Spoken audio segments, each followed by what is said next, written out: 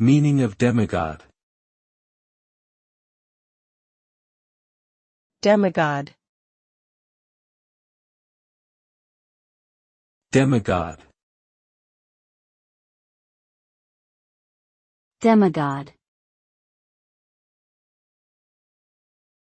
Demigod. A demigod is a being that is partially divine and partially human. In mythology, demigods are often the offspring of a god and a mortal. They possess some of the powers and characteristics of their godly parent, but are not as powerful or immortal.